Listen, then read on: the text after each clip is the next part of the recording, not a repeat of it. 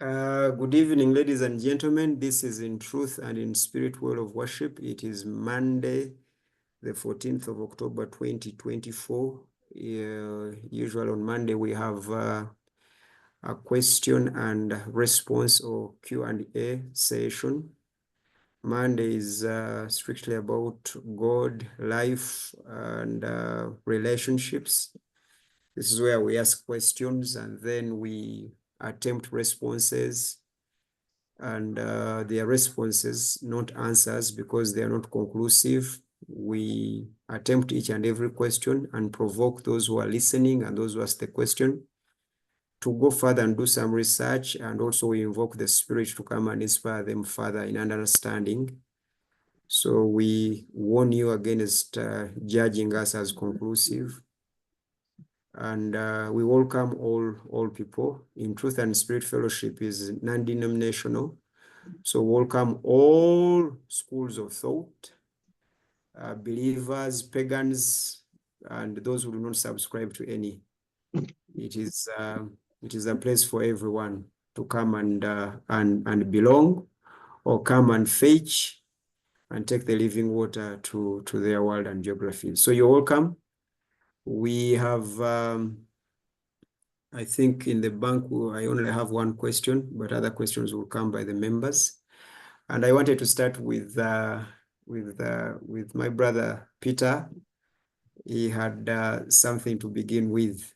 So, Mr. Servide, can you continue, please, where you had stopped before we? Yes. Even me, I also have a question. Oh, it's okay.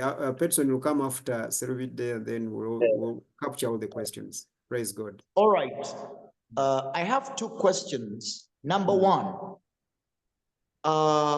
we have been taught here at Fellowship that the canon of the Bible, based on the theme of on the consistency and coherency of the theme of creation and salvation, the history of God's revelation in the themes of creation and salvation.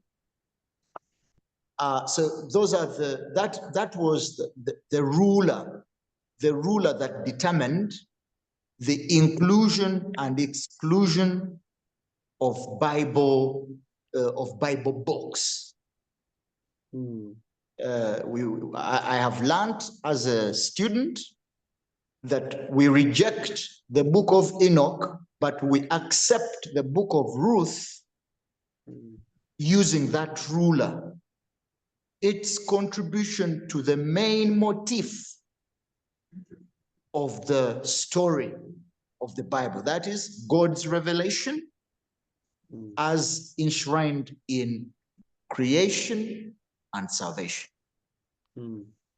However, my question is, when we say this book is not inspired by God, aka Holy Spirit, but this book is inspired by God, what do we mean?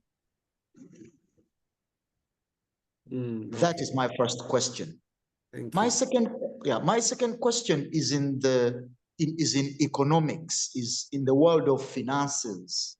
I have just learned from my brother Enoch Muyanja, resident in the United States of America, that 5 pieces or 5 fingers of matoke or bananas in the United States go for 10,000 Uganda shillings.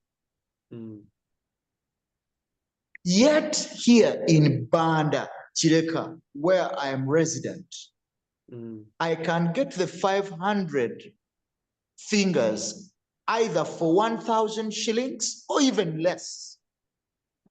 When they go costly, I can get it at 1,500.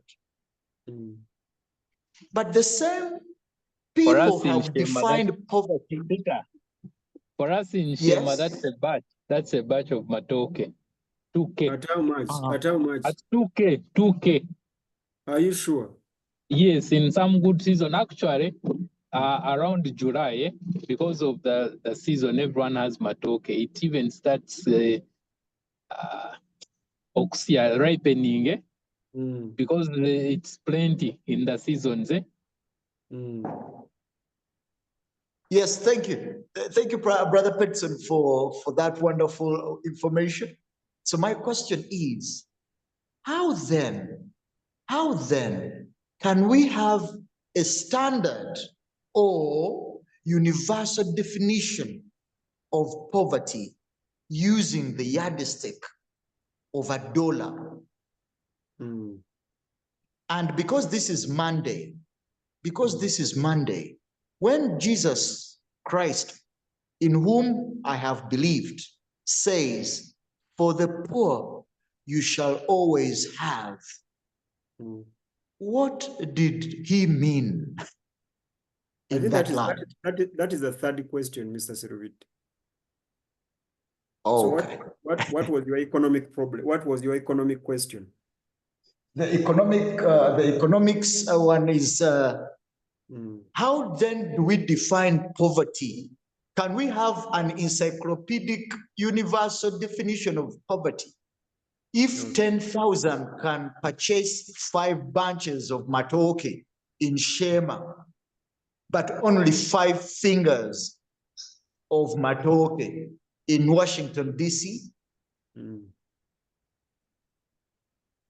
So that's my second question. The third question is Jesus Christ, who says, "The poor you shall always have here." What is the definition of poverty according to Jesus? All right. If there is no any other person with a question, is there any other person with a question? Is this Ebby? My Ebby? May I have a question? Yes, please. My question is on belief and believers. Yes. Can be without believers. Can you or what? Which one can believe? Yes. Can you say that there's belief when there are no believers? Okay, which one forms the other? Does belief first take, or people believe in something and then belief is created? I don't know if it is clear. Yes, philosophically it is. Yes, philosophically it is clear, but we will wrestle with it. Okay. Yes. Okay, correct. Yeah, that's what I wanted to ask. Okay, Musazi, you are welcome. It's good to see you again here. And when in answering that question, now you combine Christianity, then now Christians, which one now? Then okay, something like that, or Islam, then Muslims. Which one is yeah? Okay, I get that. Is there any other person with a question? I just wanted to inform you that my FB is here today. She's been a long time. FB, do you want to say hi before I quest you? Hello, people. How are you? My Mutabani Seruvide, Brother Petson, and my forever upcoming boyfriend Mutabazi. So good to be here. It's been quite a time on my end, but I'm glad I'm back. Hey, Hanan, you're welcome. Glad to hear from you again. Thank you, Petero. Good to hear from you. They have already questioned you. But the manners have not changed. But I will leave on. I will leave on. So thank you, everyone. Petson, do you want to help us, since you are one of our economists here? Do you want us to discuss the question of Peter that asks about whether there is a universal economics, whether we can have that in the context even of there's what the Western world keeps trumpeting, globalization. Can we have universal prices is that possible in economics? Can we buy the same matoke in Uganda, the same price like we buy them in the United States? And if not, why? Do you want us to take us through those dynamics? And any other person who has any knowledge or something after Peterson could come in. As Peterson answers that, I mean, I just want to add, just say that, I mean, I don't know, we have different economies. Another example I can give you is that just a rent, like the place where I'm staying, it's a 2-bedroom apartment, but I'm paying 5 million Uganda shillings every month for that. Now, 5 million Uganda shillings. I beg your pardon. I don't know in Uganda. I beg your pardon, please come again. It is 5 million, Peter. He pays 5 million. Just two-bedroom apartment, 2 bedroom. You know, not even a big house in it. 3 bedrooms, a family house, no. But I'm paying like 5 million Uganda shillings every month in rent for that. So I'm just saying that the economies are completely different, because I don't know, a 5 million house in Uganda would be where?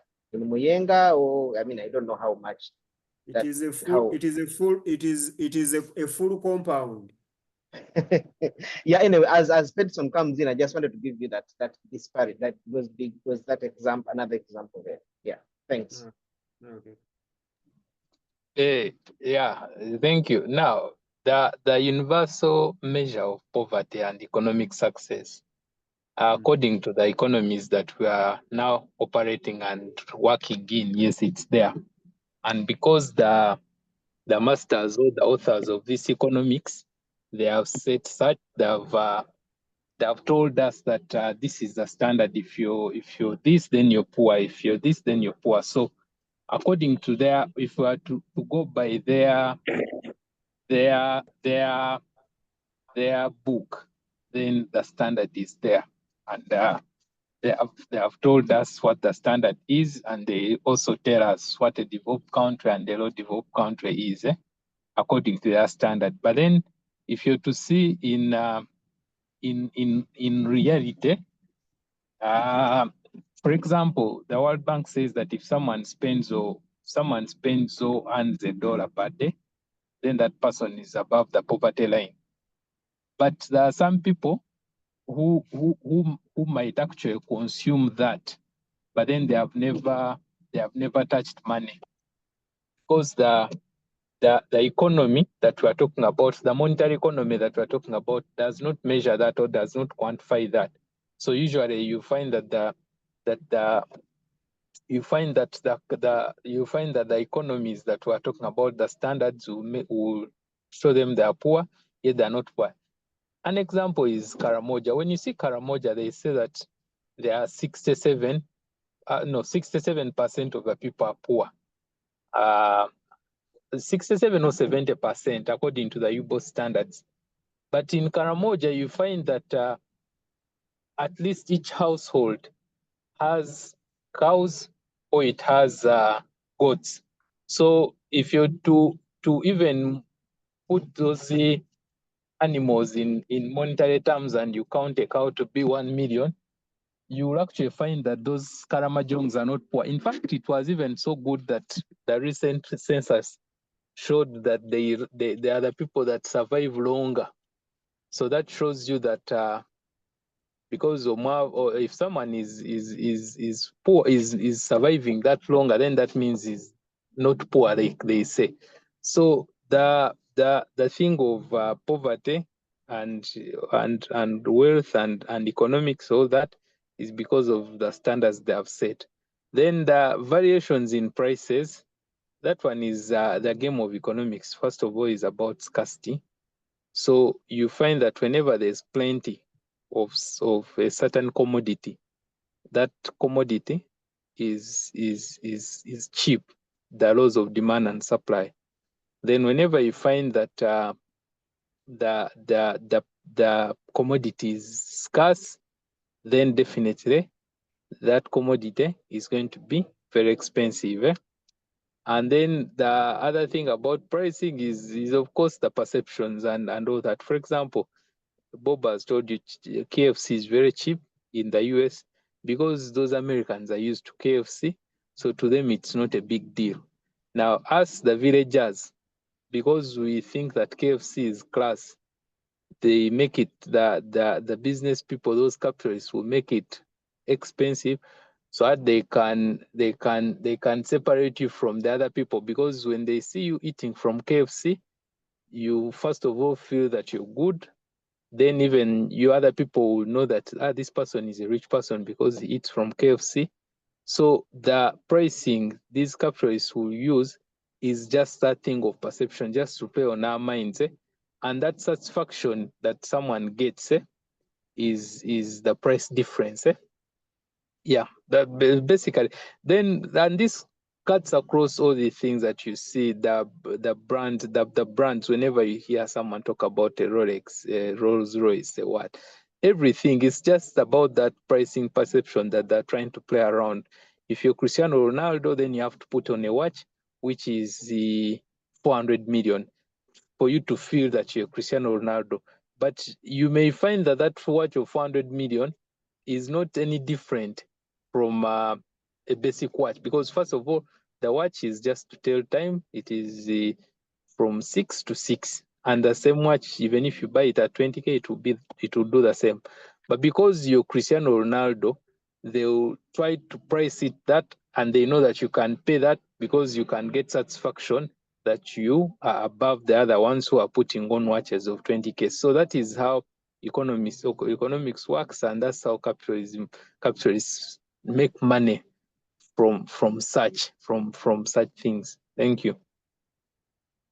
Okay, thank you, Petson. Any other person? Petson, thank you so much. Peter, how do you feel? Or any other person with something to contribute to that?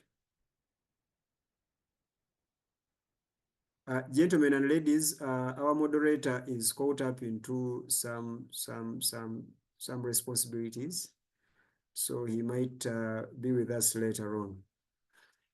Yes, Musazi, unmute and please contribute. Thank you. Thank you very much. Good evening, everybody. Good I evening. just want to react to what the previous speaker just said about goods of ostentation, as they call them in economics. By the way, I'm not an economist, but I studied economics, like maybe some of you, in high school, A level. A watch that goes for 400 million shillings, as the speaker said, is obviously different from one that goes for 10,000 shillings. They both do the same function, which is telling the time. But I do think that the material used to make the two watches is obviously different. If you are wearing a Swiss watch and you look at the leather of the strap, you will find that it's genuine leather. If you are wearing maybe a watch made in Uganda or China and it goes for 10,000 shillings,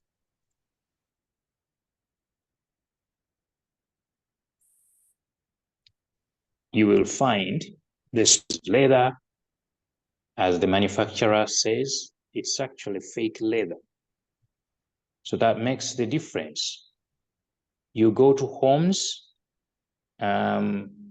if someone lives in a mansion that goes for, let's say, 800 million shillings, and you live in a bungalow that costs 200 million shillings, again, you're going to see a huge difference. Difference in terms of space, difference in terms of the features the mansion has, which a bungalow doesn't have. So yes, goods of ostentation. Sorry? Musazi. Yeah. So in in the first analogy of the watch, I want to understand, when you're buying a watch, what are you buying? Are you buying functionality, or you are buying the leather and the gold and the diamonds on it?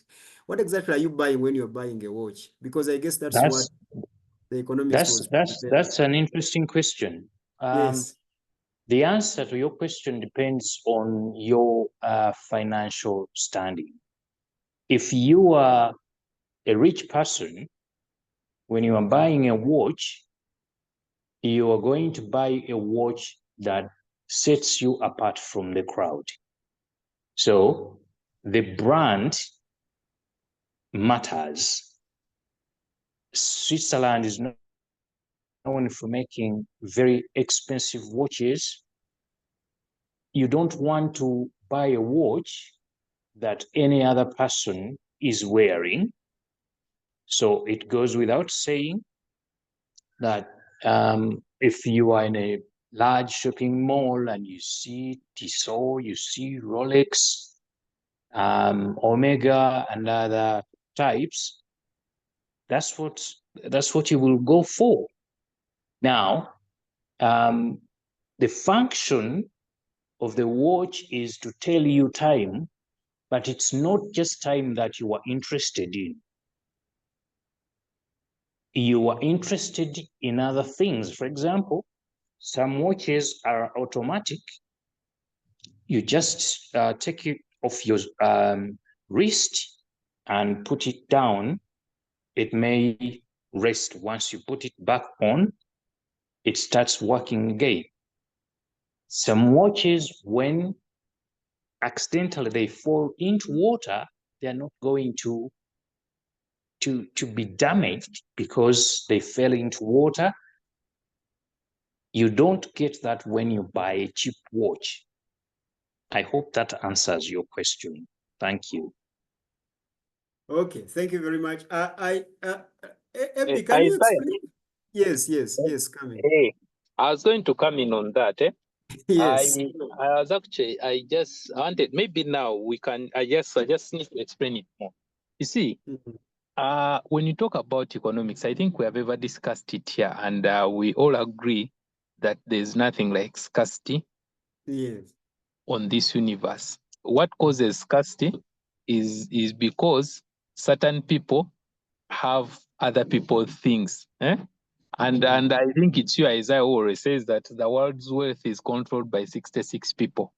Now, here is the thing. You see, human beings, we are, first of all, we're that selfish. And by any chance, we want to ensure that each and everything, we have it by ourselves. We don't want to share. So, and that is the game of capitalism. Get everything that you can and keep it around yourself, and probably if you can, keep it for your next generations. Now, every business that you see there is just out to do that. They're just out to make money, and that is all they think of doing. And the thing that business is used to make money, or what the thing that capitalism uses to make money, is called advertising. So whatever that, for example, the perception that is created in people's minds is created through advertising. So they'll first of all make you think, you as a consumer, that putting on a Swiss watch is the thing to do. It makes you separate from the other people, because you see, we want to be on top of other people. We don't want to be average. We don't want to be with the ordinary people. You want to be above. And that thinking is manufactured by those who make those products in your head. Exactly. That's why it says that's they the advertising. Marketing. That's why if you have an iPhone, this iPhone 13 may not be so different from iPhone 14 or 15 or whatever. But every time they release a new iPhone, an iPhone user will be struggling to ensure that he disposes of this one that he has, and then he buys the new one. By the way, the clients of iPhone 16 are taking it back. It has issues with the power button, etc. So they are really taking it back. But they had already bought 16. You find you bought 15 at 5 million. Then these guys adjust a bit. Now you're buying the same phone. Now that perception is just created in you through advertising and marketing. And even that thing that how do they call it? Clustering the market, saying that this one is for the rich people, this one is for the poor people. It's also just a perception, that it is called branding. Yes, branding. So the thing about capitalism and economics, we always talked about it here and here. What those guys do, the owners of those factories, they do such things to make money from us. But in other words, there's no difference. When we talk about functionality, there's no difference between a Rolex watch and a watch of 10K. So that is what I can say. Yeah, sure. Thank you very much. Because we were here. Yes, come in, Reverend. You're welcome. Yeah, thank you, Chair. My apologies. The moderator is not here. I did not welcome him. Apologies to my manners. No, thank you for standing in the gap. Okay. By the way, greetings from Dar es Salaam. Hallelujah. Mungu awabariki. I just arrived this morning, traveled by bus, but it was hell.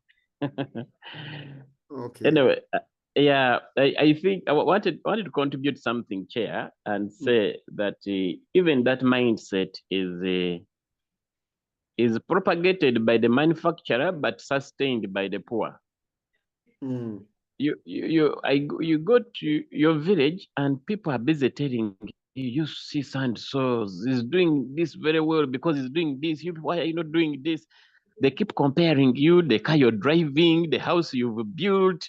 They are pushing you, but people are pushing you sleep in grass-thatched houses. And when a member of parliament steals, it's like a pride to them. I don't know who has sold that mindset to the poor. You'll find a poor person defending the extravagant life of a politician, claiming that they're in a different class. Therefore, they deserve. Psychologically, we have set a standard of living. You have to marry, build a house, have a car, and a wife and children. I don't know how Peterson and Jethro call it. They call it 221 or 331. I don't know how they call it. There's that formation: one wife, 2 children, a car, and a house. I don't know how they call it. So that's why they pressurize if you don't have a house and continue. Yes. And if somebody steals to build a big house or buy a beautiful car or marry a wife, that one is wise. They call them Sajja Mugeze. So not knowing that they are not stealing from government per se, they are stealing from them. It is their money that would help them to not to die because of malaria, but they don't see it. Yeah, Chair, that's my contribution. Thank you very much. Faith Uhuru, you're welcome. Can you say hi? Hi, this is actually Nyaole. Oh, Nyaole, you're welcome, my brother. It's good to have you here. Isaiah. Yes. Isaiah. Yes. In one of Chinua Achebe's books, there's a story where a rat swallowed diamond. Then they called one guy to come and identify. There are so many rats, because after a rat swallowed the diamond, this guy arrested so many rats. So he called his friend to determine which. He called his friend to get to see which rat had swallowed the diamond, and quickly he pointed to one rat. And when they cut it, they found the diamond was inside. Then the guy asked him, how did you know this one was a rat? Because he said, you see, it was separated from the rest. After swallowing the diamond, it separated itself from the rest because it was now feeling big, that it was above it. Not struggling. That it was, when you so that thing it felt different. That thing of feeling different is what the easy capitalist pair. Yes. The phrase says that when idiots become rich, they separate from the masses. So that is the game that capitalists are playing on. Yes. And that's how they have managed to become rich and richer because of that. So you guys, because you are poor and you can't afford a 400 million watch, you are now calling the rich idiots because they have distanced themselves from your poverty and they are branding themselves. Why are you hating? So because they don't have money, they're also feeling bad for the car gift to a senior 6 candidate. they have now unleashed all the literature and history. Chinua Achebe. Why is philosophy and poverty relatives? Because in this world, when you want to work for the good of others, then you cannot afford to be rich. Exactly. It's like riches is individualistic. Exactly. So I hope, Brother Peter Serubide, can you come and give us feedback about your question? Are you comfortable?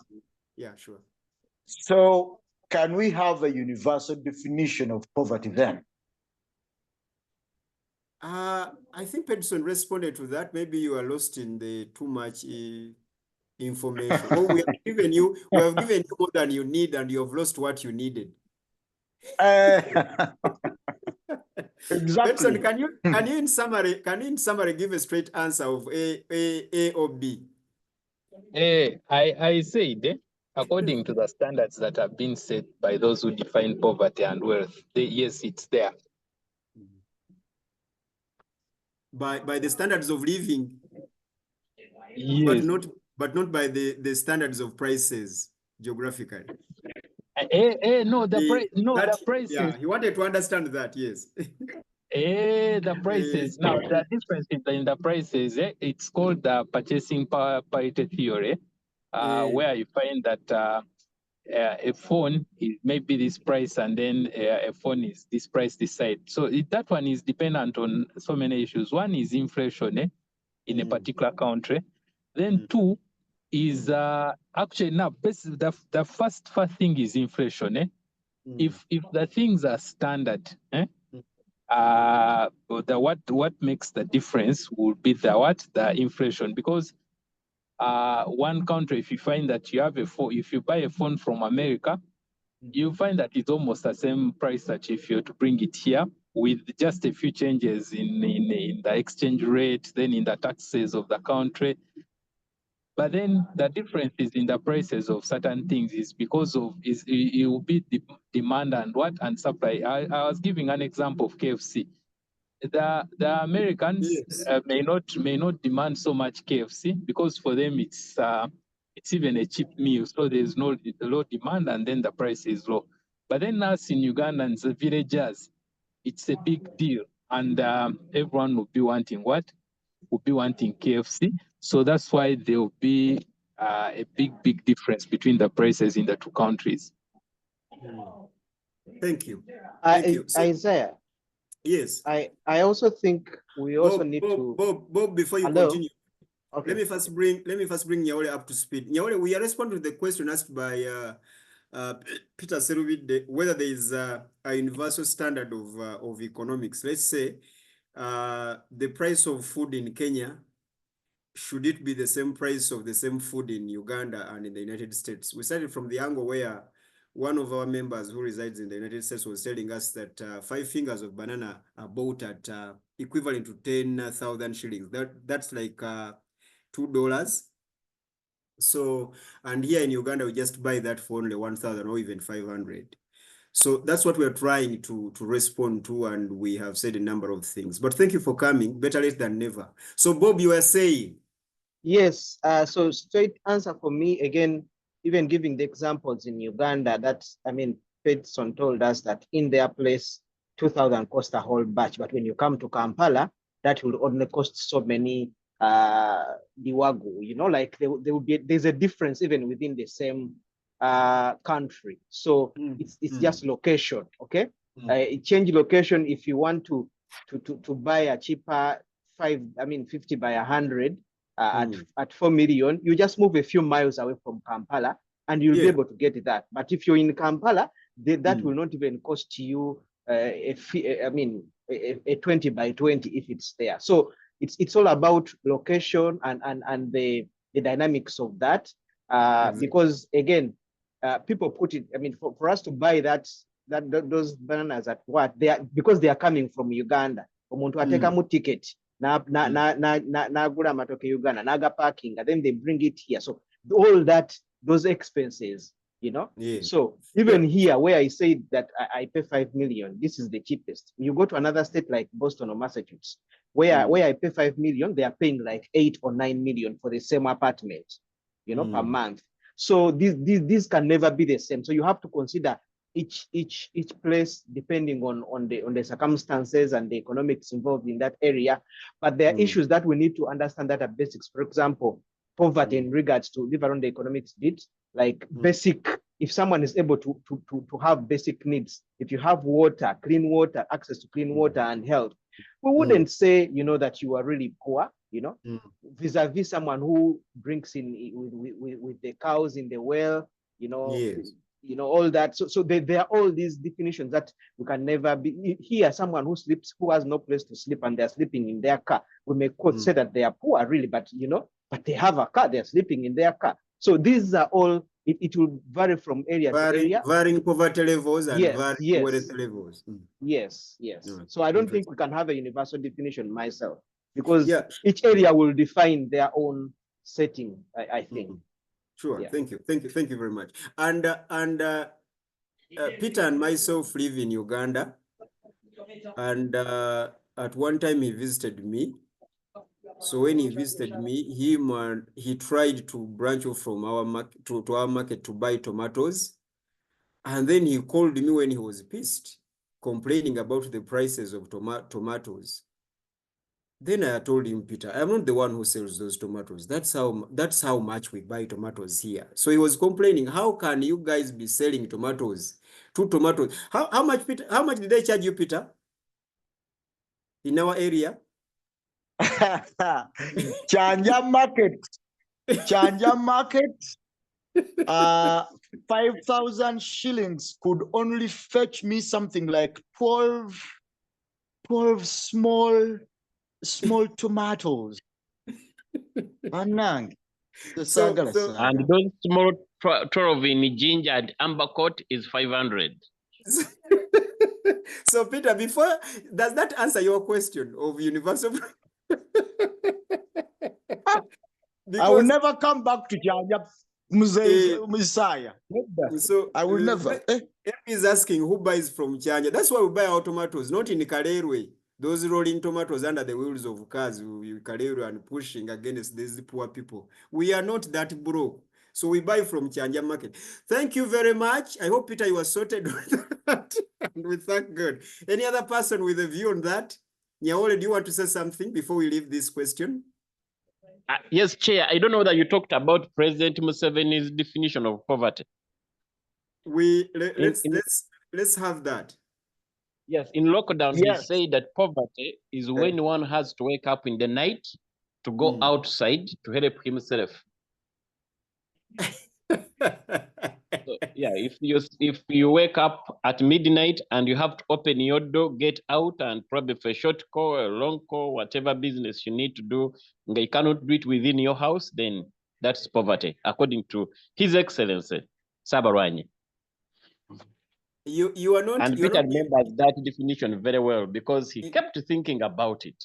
You are not giving us that definition of poverty in good faith, but God is seeing you. So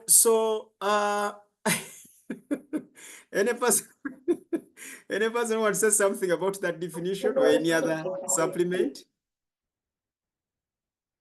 Aryong, you're welcome. It's good to see you here. So if there is no any other person, then we can go to another question. If you have any comment about what we've just said, this is your time. I don't want to leave you behind on that. But if there is no any other comment, then we can go to another question. On the list, we have another question that I would like us to talk about.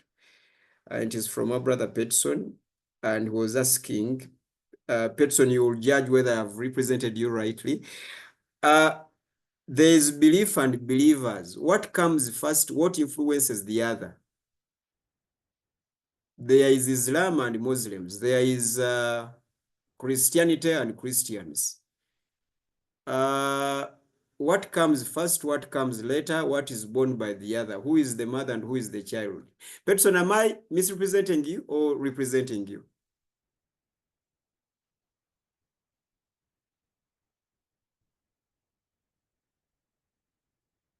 Yes, Isaiah, that is my question. That is my question.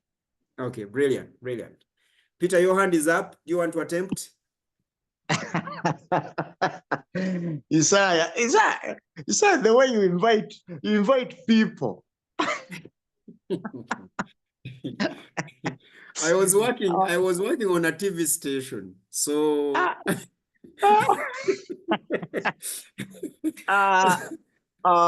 one time when we were discussing a similar question, Pastor White, you were not a host, and you threw a challenge to us. And I would like to throw that same challenge back, and probably I will provoke and ignite further thought.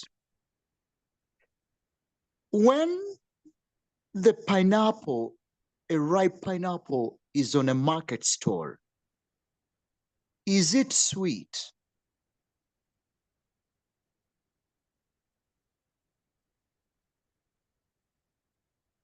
is that for me or for us? For us. All right. When a ripe mango is on a market stall, is it sweet? That is the first question. And another dimension of the same question is the thinker and that which is thought about. Which comes first? And I would like to take my, this is my take. The thought and the thinker make the thinking. So the thinker does not create a thought. The thought does not create a thinker. The thought is present. The thinker is present. So the thought provokes the thinker. So the sweetness of the mango is made by the mango and the tongue that tastes the mango. You go back by the thought and the thinker and the sweetness. Go back to that and rephrase again so that people can follow. Are you guys following? If you're not following, please you jump in. Yes. I begin with that. When the mango is on a market stall and the taster is standing beside it, it is neither sweet nor bitter until the bystander buys the mango, cuts it or bites it. And when they bite it, the mango plus the tongue, sweetness or bitterness is established. So the thinker and the thought is in existence, the thinker is in existence. When the two meet, the thinking is said to be established. Therefore, where is the thought outside the thinker? Because you said they are existing. I beg your pardon? Where is the thought outside the thinker? Is the thought existing in the thinker or it is independent? Then later on the thinker thinks the thought.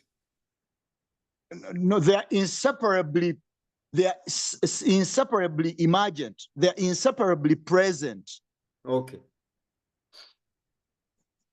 Yeah. So belief and believer are inseparably present at the same time. I submit, Prof, moderator. I don't want to go back. Petson, I want you on this first submission so that we can bring back Peter to deal with his problems. I don't want other people to jump into his problems. Did you get what he was saying?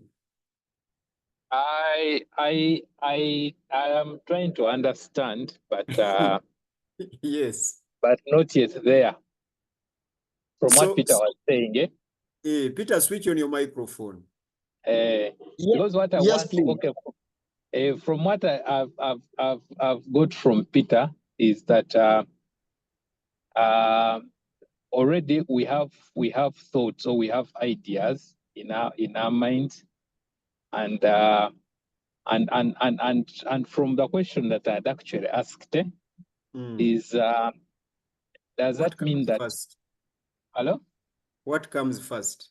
What comes first? Because my thinking, okay, my question is if Mbonyi comes and okay, if you see a cult, sorry, I didn't mention Mbonyi, but if you see a cult, if a cult has believers, they're synonymous, don't worry. So now if you say that that the thought was already there, was already existing, then then we need to blame the cult leaders. Hello? Yes, Peter. Hello? Yes, thank you very much. Mr. Mr. Moderator and my discussant, that belief belief emerges around a phenomenon. Belief emerges around a phenomenon. But around that phenomenon, there are people. Because people are believing people. Human beings are believing people. Believing is a human trait. So belief emerges around a phenomenon. But that belief cannot emerge alone. It emerges where believing people are. So that's my point, that there is a phenomenon known as Omutigwa Nakayima. For example, in Uganda here we have a magnificent tree. For those who are not Ugandans, there is a magnificent tree which has provoked a belief around it. So in other words, my point, I'm saying that people living around Omutigwa Nakayima and the presence of Omutigwa Nakayima, that interaction births a belief. So the phenomenon, in conjunction with those around it, there is an action-reaction relationship. I submit, moderator. Okay. So any other person who would like to chip in? Reverend, what do you think? Yeah, thank you, Chair. Science says that a human being is born with a brain which is a tabula rasa. And they say that the brain is empty. And so if a human being is the believer, then he comes first. So comes first, then the belief is created in him. It accounts for reasons why people are different things. Otherwise, we could be having the same belief, probably. But somebody introduces Jesus, and that person believes in Christ. The other introduces Nakaima. He believes in Ruvale, introduces Islam. So a belief is introduced in a person. So the believer comes first before the belief. That's my submission, Chair. Petson, does that because the Reverend's answer is more clear cut than the philosophical Seruvide? I think Reverend's answer is more realistic. So you start with the believers, then they come up with a belief. Yeah, the Reverend's answer is not more realistic. It is more appealing to you. Okay, more understanding maybe to me. Okay. Musazi. Yes, I can hear you. Are you Musazi before you were a journalist, or you were a journalist Musazi? What comes first? Well, hello, I missed you. Am I alone? I can't hear him. Also can't hear him. Can you hear us? We can't hear you. Okay, he will be back. I guess he's still dealing with that. I am okay. Attention. So, can you hear us? We missed you. Where you began from? Your network is glitchy. I don't know whether he can hear us. Okay, sure. Maybe he will be back after he has fixed that. Nyawole, do you have something to say about that? Do you have a thought? Or are you thinking we need to know what comes first? A person comes first before our belief. I believe so. Okay. That's my submission. All right. Yeah, sure. And that is very straight. That's very straight. Any other person who would like to come in? Maybe, are you driving still? Bob, are you there? Yeah, I think this has been answered really also. From a scientific point of view, the brain is blank. It's like when you have a kid, they have a blank. They say there's a blank page, and you can write on it anything you want. Okay, that is why kids are protected from being abused, being radicalized. It's a shame that the first thoughts or the first input you have in this brain kind of sticks. That's why people who are born into cults, who are born into certain radical beliefs, it is very difficult to change them, because the brain this is what was imprinted on the child's brain. So for me, I think that has the previous submissions have attended to that, scientifically and otherwise. So yeah, great. I think that's useful. And Petson, do you want to say something? Yeah. Now I thank you so much. And if from what the previous speakers have said, if belief is created from the people, then now that brings the other question is that means belief is actually created, right? We are careful in saying yes or no, but please continue. Because now that is we can tentatively say yes. Okay. There is a bold one who can say yes to you. Okay. Now, if belief is actually created, then it brings that risk of how original or authentic is belief. Okay. Or what we believe in. I knew that I knew you were going there. Since things can shift. You know why I'm bringing this. Sorry, I usually give a story of So some people fought yesterday over the weekend, and after what? fighting, these random fights, and Yes. the guy whom they punched properly just went and picked some sand and he put it in a cavera and went. Now you should have seen the trouble that was there.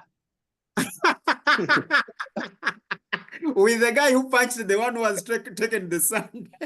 No, even the people that were there, even the people that were there supporting and all, everyone was on his knees begging him to release the sand.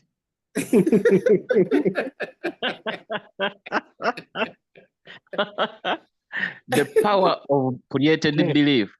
And you may even find he was not going to do anything. But I can tell you, actually, they even gave him some money. I think they gave him some money. Because it's just in Aka Center there. Me, I was from jogging, so I found that record. I think they gave him money to settle the thing, and he powered the sand and he went. But the way they are begging the guy after that, after just doing that stunt. So that's why I'm asking that question, really. Then if belief is actually created, then that means maybe it's not static, or it's not a standard or truth or what, something like that. Yeah, sure. I get where you're coming from. Reverend, Now, you're from. Yes. Yeah, thank you very much. Now, from that very point, those people were not begging because they just believe. They were begging because they have a testimony. They have seen certain things happen. So their belief was not coming from just an imagination that when this person takes this and this will happen. No, they have evidence, because that has actually happened in this country and probably in other countries. Somebody can just take that and Satan is alive and Satan is real. Yes. So human beings, like now, take you to Peter's answer. Probably what he was trying to really struggle to explain is that we were created with a dependency. We are created to depend on something greater. Now, for those people, what they fear is the power that is behind that miraculous kind of death that happened when you annoy certain people. So in this case, Pedson, belief is not just created. The believer has already a deposit of belief. I think that's what Peter was trying to say, that the believer and the belief are intertwined. You cannot separate the two. My approach was that it now comes to what the person believes in, what the person has been introduced to. So now you as Pedson, you may not believe in such things. You and me. And the reason is very simple, that our belief is in one who is supreme. And he has been tested and proved that even if your auntie takes away the soil from your footstep, nothing will happen. But whoever does not have such a basis of belief, and somebody does something, actually something happens. Jay, I don't know whether I've said something that makes sense to Pedson. That is a question suitable for Pedson. No, yes. I was following Isaac. Okay, great. And that's very interesting. Jemima, you're welcome. It's good to see you here again. We respond to the question of what comes first. Is it belief or believers? That's where you found us. So please continue following. And if you have any question, let us know. you just put up your hand, or if you want to say something, you just, and if you don't have background noise, you only have to switch on your microphone and then I will invite you. Thank you. Now, Petson, can I also contribute to the answers given? Yes. Because me, I am a different moderator. I am participatory. Now, Petson, there are 4 E's to respond to you, and I'm not going to give you a different answer. I'm just going to structure the answers that have been given to you. The first E is before a believer happens and belief happens. Did you hear what I said? Huh? Yes, before there is a believer and there is belief. Because there cannot be a believer without a belief. So, but before both happen, there is the first E, and that E is called an event. Without an event, it is impossible to have believers and belief. Both believers and belief are products of the event. So whoever tells you that they believe something, you need to investigate the event, because the event is the mother of both. And I think that's very important. So you need to understand the event. And I'm going to use your example. There was the event of 2 men fighting. There was that event. And before that fight, and before the beaten packing some sand from the ground where they have fought from, because that is all the event now. The people around there had no capacity to exercise their beliefs. So when they started kneeling and begging the other guy, belief now was in action. Because of what? Because of the event. So there must be an event. Whoever tells you that they are believers, ask them their first E of their belief and believing, and their being believers. What was the event? Number 1. Number 2, there must be exposure, because I did not see those guys fighting. You saw them because you were trotting by. So, and those guys were begging and doing what they were exposed to the event. So the second is very important, very crucial, because an event can happen somewhere, but you cannot tell that event ably to others unless you were a witness, you were exposed. I was following the Milton hurricane, and I was so touched. I was hurt. So I was following each and every detail in Florida and all those other places. But I cannot tell that event like a person who lost everything and had to evacuate in Florida, or like the Bobs who are there in the United States. So for you to properly tell the event, there must be an exposure. There must be that exposure, or at least you must be close to someone who was exposed, so that you get to appreciate the event. Now, we have appreciated, when you are saying that, I laughed out loud, because it was like you placed me at the venue, at the scene of that event. So at least if you're not exposed to the event, then have a witness who was exposed, like you served today. like you served today. So there must be an exposure. Yes, someone wanted to come in. Hey, yes. Continue. No, I'm listening. Okay, fine. Now normally After you have the event and you have the exposure, or at least exposed to the witnesses of the event, you need to advance. This is how beliefs, I mean, sober beliefs. This is how sober beliefs are created and made. You need now to experiment that belief. That is the third E. There must be that experimenting of that belief.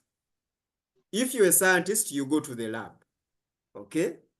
If you are an artist like myself, you go to research and read and dig deeper and ask several witnesses if they are there and question them. Then compare the evidences. Then read the stories, compare the stories, do that literature review, visit the sites. They claim the events happened there. Look at the samples. Look at the Isaiah. Yes. Isaiah, and it's just sort of me, but yeah, Yes. even when we look at the biblical, the gospels, because it's a belief thing, they have to be like, okay, John said this, Matthew said this, Luke said this. Is there consistency in their write up? Because if we are to believe this thing, there has to be more than one witness who, and the message should be consistent. Sorry, you can continue. Thank you very much. Me, I had not even gone to the Bible, because when I go to the Bible, people will say, this guy, because he's a priest, is now taking us to his Bible to threaten us. Me, I'm just giving you information, but thank you. Because, and I think I have succeeded, because I wanted you, as I said, this is, so that you get to understand what is our justification of believing in these things and this guy known as Jesus Christ, whom we have never even seen. Why are we so passionate about this Jesus Christ, etc.? There must be experiments. There must be experiments. And these experiments are not limited to the lab. They are limited to realities and products, the test of results. For someone to believe in prayer, there must be an experiment. For someone to tell you that sow a seed of $1,000 and then you will get $10,000, let that pastor or that prophet or that so-called man of God who is selling you that gossip or that gospel also give you the experiment procedure for that before you invest your $1,000, or be exposed to witnesses, or be exposed to an event and then investigate it. Work with evidences. You see? So there must be experiments. Now, from there, another E is born, and that E is called experience. Now, here is the thing. At the level of the event and exposure, those were the first E, the first two E's, right? At the level of that event and exposure, you have doubt and belief equal. And person, let me go back to your example. When you were at that event site and scene, you were not among those who were begging the other guy not to take the sun. Why? Because those who were begging were believers in the magic of the sun. You were just looking on. You were at the dismissal level, at a doubt level. So when there's an event and exposure, you cannot construct permanently a belief there and establish it that now I believe, because the event has just happened. You are just exposed. Have you really understood everything? Okay, why should I beg the guy? Do I know why he's taking the sun? Has he even told us why he's taking the sun? So why are we assuming maybe after the fight, he needed the sun? And he had to carry back the sun. Maybe these are two guys who wanted to take some sun, and they had to first fight so that even the owner of the sand cannot stop them in fear. Because we've seen conmen fighting, pretending like they're fighting, and then they steal. Now, do you see those thoughts that are running in? Now, the problem is that most believers, so-called believers, construct their belief system at the level of event and exposure. And these are the beliefs. When they are sent to the marketplace, these are the beliefs that are challenged and they do not stand the test of time. The event must have been right. The exposure was, but was there an experiment? Was there an experience? So at that level, the doubt and belief are equal. Dismissal and belief are equal. And they are all justified at that level. But when there's these experiments, and there's experience, then it is either belief founded or permanently dismissed.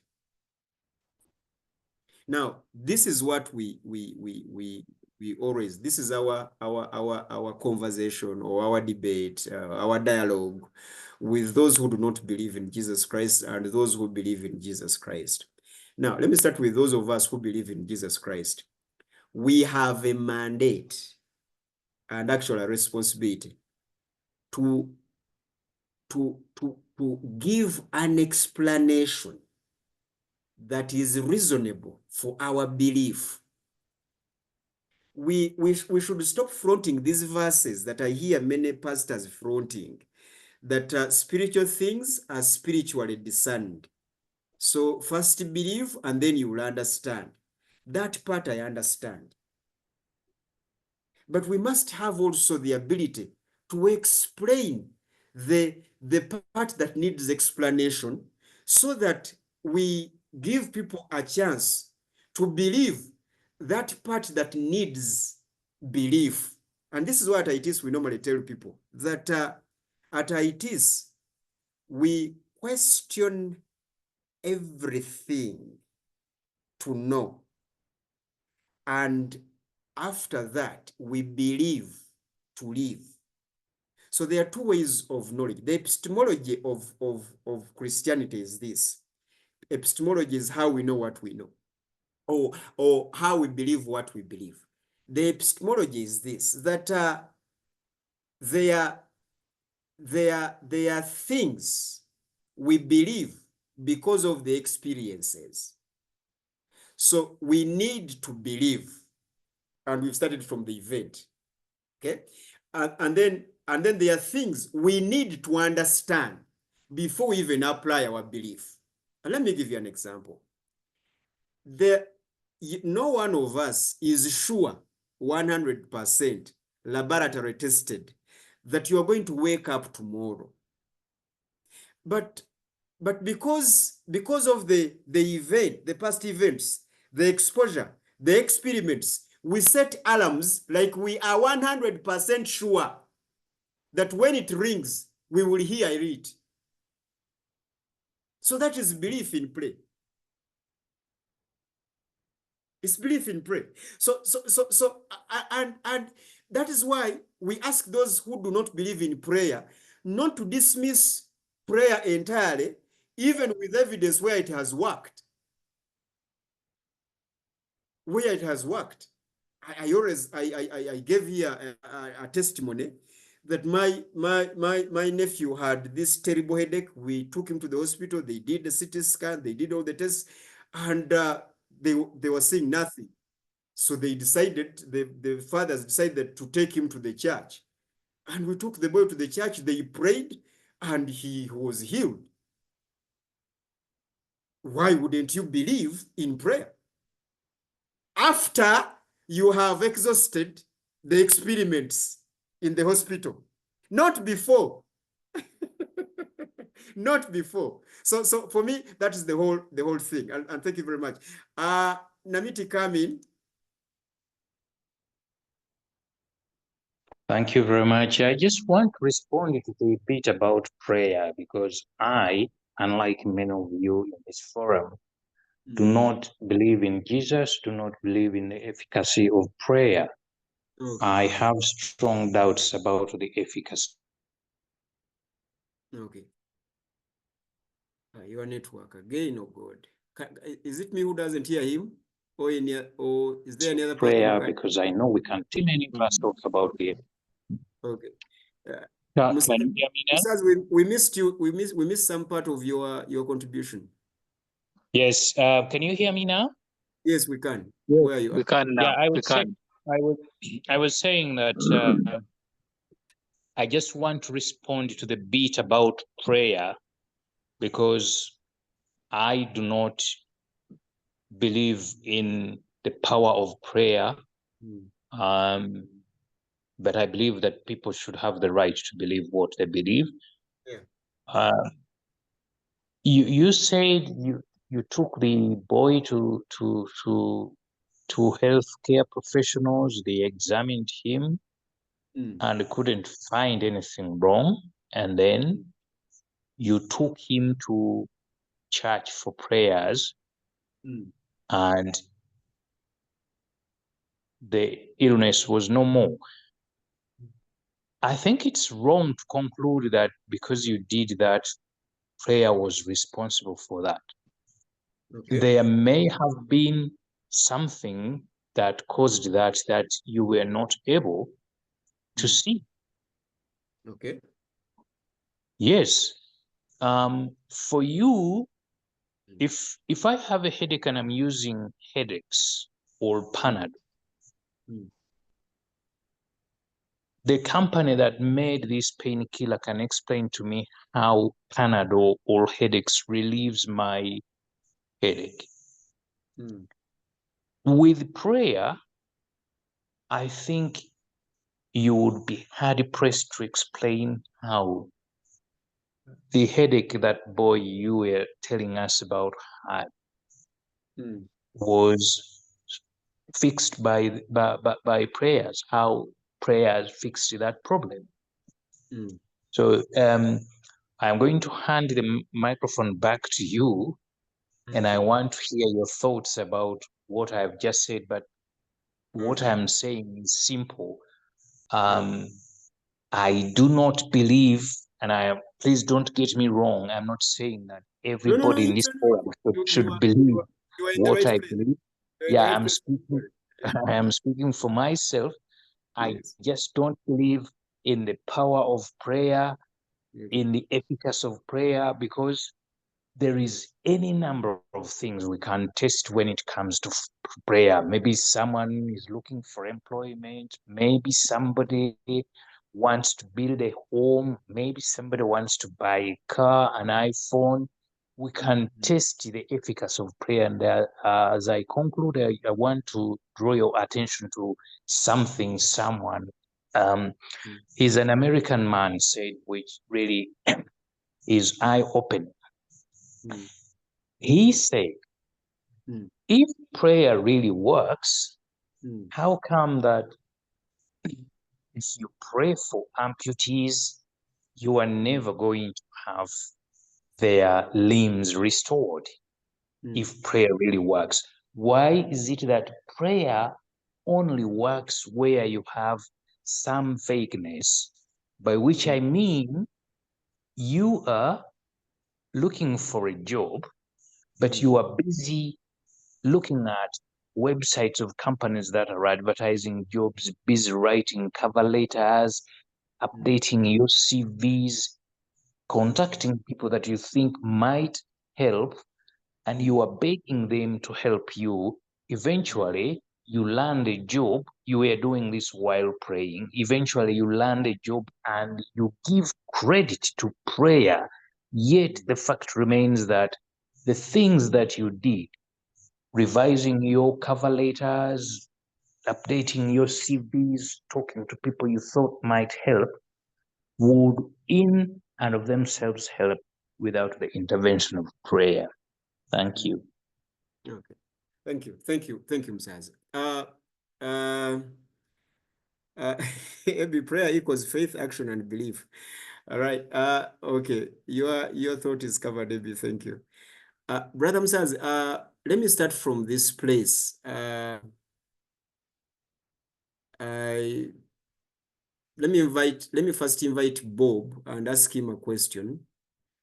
Brenda, can I go first, Brenda? I've seen your hand, but let me go first and then you'll come. Is that okay?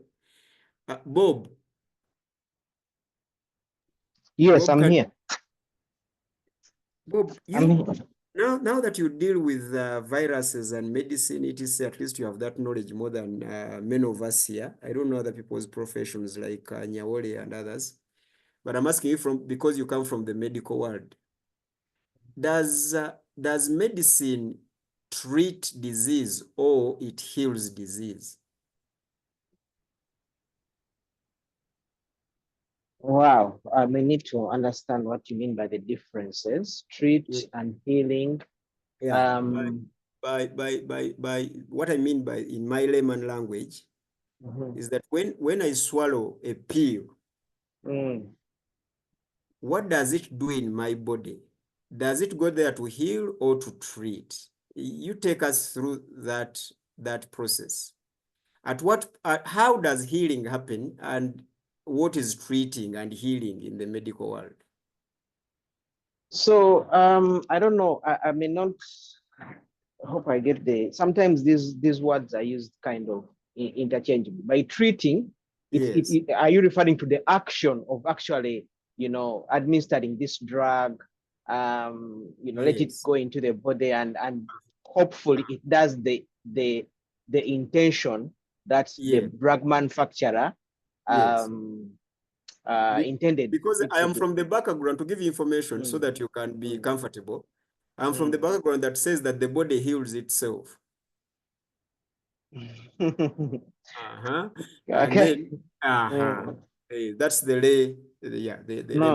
No. So and you are right. Okay. Because the drug will not work out of isolation. Okay. The body heals itself. In certain circumstances, because even without a drug, you may get, exposed to, say, malaria, going parasites, and you won't even know, and you heal without even going to the doctor. But you had malaria, okay? You may get exposed to, any pathogen, and your body fights it off. We call it the natural kind of immunity, innate immunity. The body has an innate immunity, okay? There's the innate, and then we call it the adapted immunity. After you've been exposed, the body is reminded that, oh, this pathogen attacked us, so let's bring out these soldiers. I think I've explained that in the past about how vaccines work. Now, in terms of healing, I should say the way the drugs do is that they work on certain principles to try and reverse whichever deformity is causing issues in your body, okay? And so the drug does not work out of isolation because it has to cooperate with the system of the body, okay? If it's targeting a certain cell, that cell has to have, let's say, what we call receptors to allow that drug to bind and act. If there's any discrepancy in that cell, the drug will not work. That is why we will say that not everyone who receives a certain drug will get the same healing. Will be successful. Will be successful. I mean, I'm more into the vaccine world, and for example, there's a vaccine for hepatitis B, okay, which we usually get for us who work in the lab and the hospitals, because hepatitis B, you get exposed so much to blood issues. So, but when we get the vaccine for hepatitis B, it is proved, and as you were talking about proof and beyond the reason or whatever, so it is proved that 4% of people who will get that injection, okay, will never develop the immunity against hepatitis B virus. Yes. That is why after you get the injection, we take off after 6 or whatever month, or after you've completed the dose, we still take off the blood from you and see if actually your body has developed antibodies because of the vaccination. Yes. And if not, then we tell you that, you know what, you are not protected, work in the lab, but know that you are not protected against hepatitis because your body has not rejected, but your body has not responded to the vaccine. Okay. I don't know whether you're getting me those two words. I am following. I don't know whether others are following. Are you guys following? Yeah, sure. Yeah, so healing by the drug the body has to cooperate too. But in regards to actually answering, I think the previous issue that was put up, that about prayer, and then where you taking drugs or you applying for jobs and all that, I think we usually separate these. Okay, let me just say that first of all, the knowledge that we have, God has created us human beings with enormous capacity. Okay. I think I think it's you who submitted before on this forum that he will give you a tree, but he will not give you a table. Okay. You're going to cut his tree that he has, naturally provided, or which you have planted using the seeds or whatever method. You're going to cut down the tree, get out the timber, blah, blah, blah, make a table, a very nice table. Okay. Yeah. If God wanted, he would have made tables for you and thrown them there, that these are the tables you should be having in your sitting room. Okay. Indeed. But he gives you the raw material and the brain to utilize that raw material. It's the same thing with scientists. As scientists, God has created us with enormous brains. We shouldn't, many people separate, oh, there's this science world, oh, there's this religious world. No, we are one and the same. God has gifted scientists, to work in their specialty, to come up with solutions, okay, yes, of this world. So it's all about God. And exactly. some will just go and be prayed to. And the synchronization or the psychology in the mind or the belief, the faith that, this thing is going to heal me, naturally the body will respond also. What the scientists call the attitude. Yes, because we can give you your medicine and we still talk to you positively. Please take your drugs. Please have a positive attitude. Please don't worry so much, because when you worry, your immunity still goes down. So the drug will not work.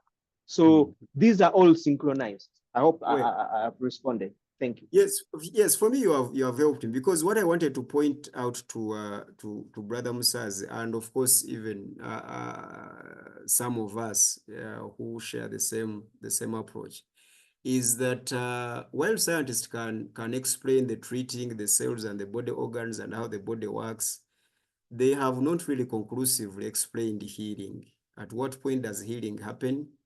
And they might give you the process of how, but they might not actually give you when it happens and give you conclusivity that it will happen. That's why every time it fails, they tell you to come back, and then they see every time it fails, they come back, and then we take other tests. They keep taking tests and tests and tests until they we change the medication.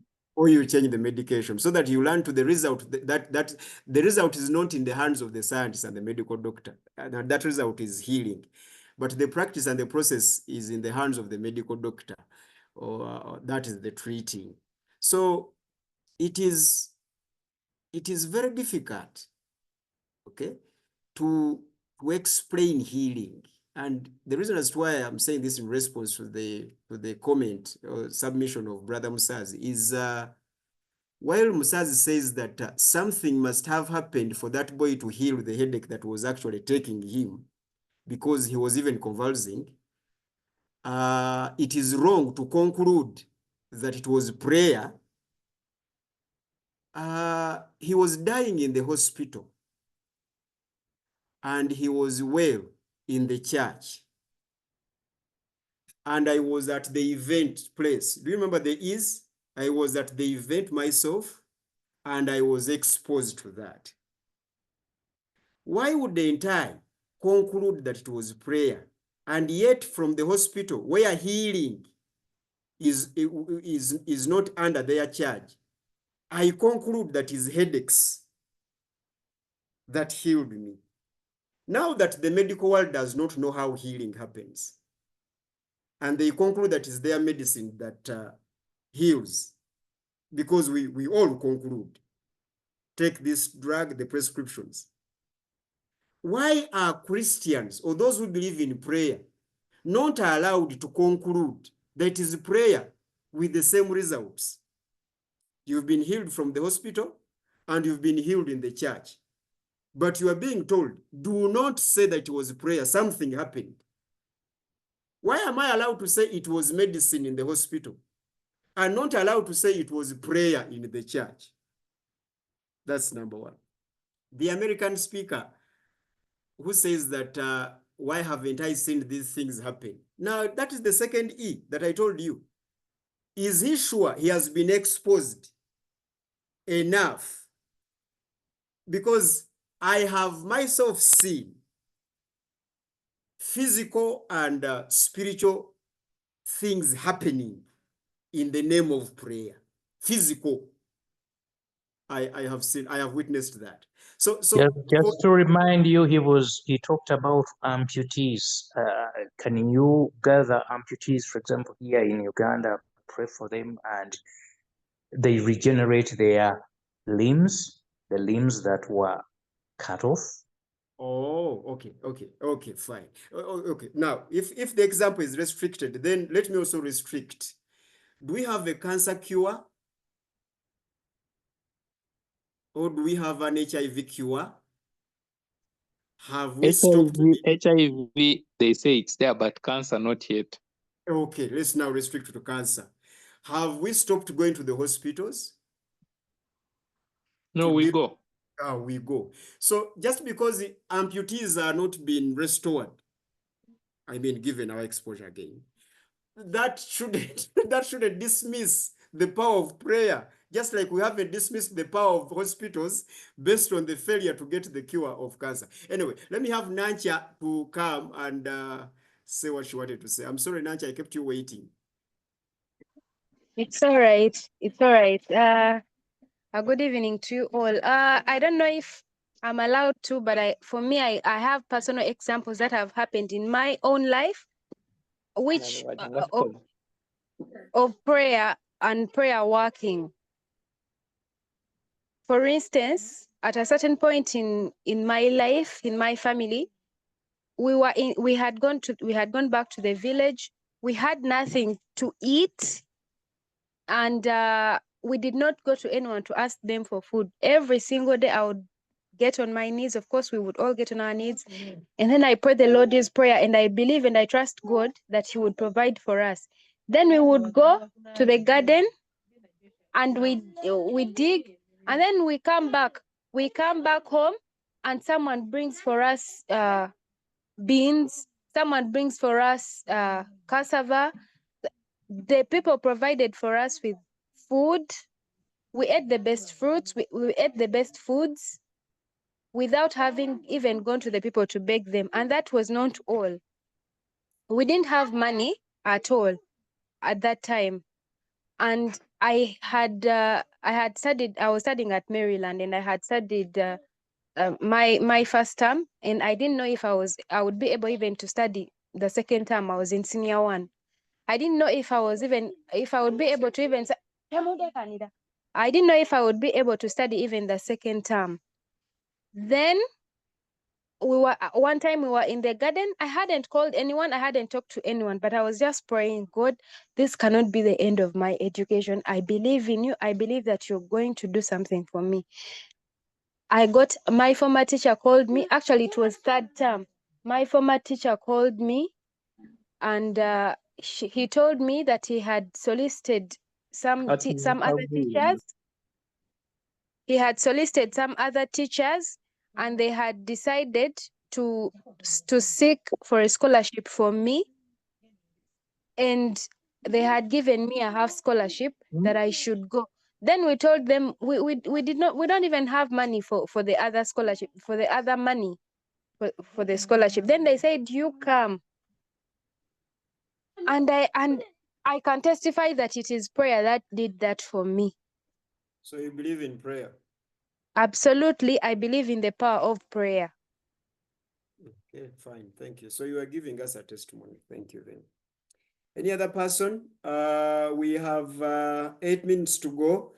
I don't know whether Brother Selvide is around here. I wanted to give him an apology that one of his questions we might not be able to handle, but let's conclude with this. So what do you guys think about this? Nyawole, do you want to say something about Musazi's views, which are representative to many other people? Okay, Nyawole, can you hear me? Isaiah? Yes. Yes, yes, Ped. Me, I on your part, on your submission, I also had a similar experience. In 2018, I was involved in an accident. Yes. Then after the car overturned, but then after I came out of the accident without an injury. I was putting on my seatbelt. Okay. But then after like a month, I started getting very, very bad headaches. Okay. I went to hospitals. They did a scan, and they couldn't see a problem with the brain. Yes. So I kept going to hospitals. I was on painkillers for like some days, but then the thing was worsening. Until one day when I went to, it was very bad. Then I went to Lifelink. It was near where I was staying by then. And they said it was an antibiotic. But that night I almost died, I think, in the night, because the head was even vibrating by then. So the next day It wasn't. Yes, this time it was even vibrating. Now, when I went to the next day in the morning, we went and saw a neurosurgeon. And when I explained to the guy, there's even no need of him putting me in a scanner to see what had happened to the head. He told me that the brain had moved, that because when in that overturning of the car, that the impact was big, and then the brain had moved a bit. So now it is trying to realign. So the pain I'm feeling is because of that. Then just gave me some painkillers and told me to rest. And Yes. guess what? Like after 2 days, I was okay. Yet someone who had struggled like for a week moving from one hospital to another hospital. So me, there's still that gray area about prayer. So whereas yes, for you can say that the pastor prayed, and there is no gray area about medicine, because me, that's my debate. and okay, me by what was me my case. Why I'm bringing this case is because I spent a week seeing the wrong people. It is until when I saw the right person, the person who specializes in the brain, and he just gave me pills. They're just for 5 days, but on the second day, I was actually very okay. Okay. I agree with you on that. And normally, I normally tell people here, Msaza, I'm coming, and normally I tell people here that before you go to church, exhaust the physical measures and physical experiments before you go to prayer. Prayer is not what you start with when you have a physical problem. Prayer is what you start with when you have a spiritual problem. For those of us who believe that there are spiritual powers. But before we go to prayer, let's first exhaust the physical solutions that are in existence. For instance, get the right doctors, etc. In your example, particularly Peterson, the physician had nothing to do about that process.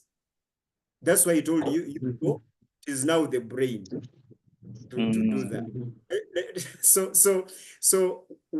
there is a gray area, because he didn't tell you how is it going to happen, because I'm in pain. Why should I leave the hospital? They could just tell you they have nothing to do. The brain has to move. I won't move it. I have no pills to move that brain. I can only deal with the pain. So and put it back in its place. So that's while there is a gray area in prayer, I want also to agree that there's a gray area in medicine. Let me start with Bob. Bob came first, and then Musaz. Yeah. Really, that was a good example from Pedison. I know of a pediatric practitioner in Uganda. I had my kids were sick, and we had got all these syllables from some other clinic. Remember, some of these clinics are just making money. We then, when someone told, you go to this doctor, and he knows more about kids. So we took the kid there, and the guy looked at, what medicine are you giving this kid? We brought, because he told us come with the medicine. So to our surprise, the guy got all the syrups and everything and trashed it with us watching, this medicine which has costed us quite some good money. So, I mean, I'm just agreeing with what Pedison submitted, that, I mean, just as we have pastors, okay, who have studied theology, and then there are those who have studied it and actually understand it and can deliver information straight to you, like, like Pastor Isaiah here. So, even doctors, you will be beaten left, right, and center, but the medicine, the doctor will know what to do. In fact, even if Pedison, you had not seen that doctor and you had just chilled, you would have gotten well. So this area of prayer, medicine, and all that, the best example we have, like us who are Christians, we have that guy at this pool of Siloam, the guy at the pool of Siloam, who, if he was able, just as you said, if you're able to do something, don't even think about the issue of praying. Okay, do it, because it's given. So if this guy was able to push himself into that he needed pool, not Jesus then. Yeah, he didn't need Jesus's help, but the guy could not even, he says, when I'm trying to do this, another guy has already gone in, so then he needed Jesus's help. So and even so what as I submitted earlier, this medicine, it is still God. It's whoever is behind it is still God, because he has enabled, yes, the medicine, whether the healing and the treatment, it is still God who has given these people knowledge, these scientists knowledge to come up with that medicine. Okay, so to one, the medicine will be the first solution for you. Okay, if you have tried everything and the medicine has failed, he says, okay, I'm still here, you can call on to me. I don't know whether you get what I'm saying. Yeah, sure, I do. Thank you. Thank you very much. We are going to borrow 5 minutes to be used by Musazi and Peter, and I'll go with Musazi first. Thank you very much. I'm going to be very brief because you've been forced to extend the time that we had allotted for this discussion. Prayer, in my humble opinion, is something that is highly questionable, because I mean, the best way, in my opinion, to demonstrate to any doubting Thomas like me is to begin with things you want to pray for. And I have already said that we have many, many things that we can try to use just to see the efficacy of prayer. And I'm sure that if you tried all of those things, the end result is going to be negative. If you are selling a painkiller like headaches, you don't say it works because 2 people used the headaches and it worked for them. You say headaches works because 98%, 90%, maybe even 99% of the people who are going to use, who have used this medicine, have had their headache problem fixed. But Musaz, in pharmacology, a drug is licensed and approved, given its results to various samples. That's why they first test and test and test and test. So now you see the thing of people coming. It worked for so and so it will work for me. So headaches doesn't work like it's by itself. It works based on its test of results on other people. That's what I've heard from the scientists, by the way, because they first run tests on people, don't they? Sure. Yes, they do. They do. But let me conclude. Okay.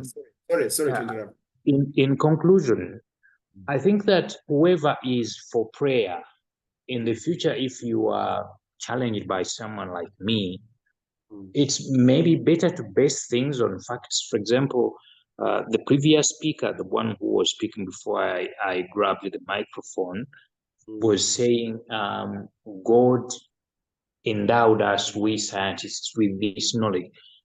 That is an extraordinary claim, because you say God, but billions of people talk about God. But if you really ask yourself whether there is a single person on this planet who can speak authoritatively about God and knows for sure what they are talking about, you will find that you won't find a single person talking about God in a way that can demonstrably prove that they know what they're talking about. So it's all very well to say, yeah, God did this, you believe in Jesus, do this, but the key question is, how do you know what you know? Thank you. Yes. Thank you. Thank you very much, Musazi. Reverend has jumped on board, so I'm going to have Peter, and then I'll have Reverend last. If you want to jump on this, let me know. Yeah, just a quick line to Msaz. Yes. Why I refer to God. No, I mean, I don't know, as a scientist, I don't know what he believes in, where he comes from. I don't know how he was created. I don't know if he believes in a big bang. I don't know if in his mind he believes in some higher power of how he came into existence. So I'm referring to that. That will higher tell us power. more next Monday. He'll tell us more about himself and his experience about these issues. Okay. So I'm referring to that higher power, whatever he refers it to. Is it the one which created the brain, the one which created us from where we come from? I'm referring to that power that it endowed our brain. Yes. Okay, brilliant. Professor Servide, can we have you now? If there is, if prayer means Bob, asking, there's an answer from Musaz in the inbox. Please check the text. Thank you. He said he's an unbeliever. Continue. Yes. If prayer means asking God to give us what we need, and what we need is in his hands. If at all there is anything we need that this God has not yet given us, and he can only give it to us because we have asked him to do so, then that one thing is information. And I argue that to the largest extent, if there are many things we ask God to give us, this God does not give them to us. He instead leads us to the information about these things. If I need school fees, like my sister Brenda, if I need food, like she explained, if like my brother Pedson explained that he needed healing or cure for the severe headache in the aftermath of the accident. If Servide is hunting for a job, if there is anything at all that we need, but God has not yet given, and it is in his hands, and we must first claim it from his hands, then that one thing is information. All right. Are you settled? Yes, Mr. Moderator, I'm done. Thank you. Okay. Reverend, I'm sorry, we are 1 minute beyond the time that we agreed. Reverend, please. Yeah, thank you very much. Actually, my assertion is very simple, that whenever one has every reason to doubt whether God works or not, he will get overwhelming wisdom, or rather overwhelming evidence that God does not work. If somebody says nobody can confidently talk about God, then that is their belief. And personally, Peter knows me, I don't need to convince anybody that God exists or God can work. It all depends on what Peterson started with, belief, what somebody has been exposed to. So when your mind is constantly questioning whether God works through prayer, whether God works through what, and you're full of doubt, because you stated in the beginning somewhere there that belief and doubt have equal powers. And so whichever wins, and I want to think that God is also not there out to prove to them that he is this. If he wants to, he already proved it, that he loves us and he died on the cross to save us. Now, whether somebody believes it or not, I don't know. Thank you. All right, ladies and gentlemen, I would like to thank you. Thank you for coming. It is a blessing to have all of you. Brother Nyaole, a new member, we are blessed to have you. Musaz, we want to thank you very much because you're consistent. You've been with us always. Jemima, welcome back. And FB, my FB, it has been a long time. Thank you guys for coming. We're always here on Monday and Thursdays. We start from 6 to 8. Keep time.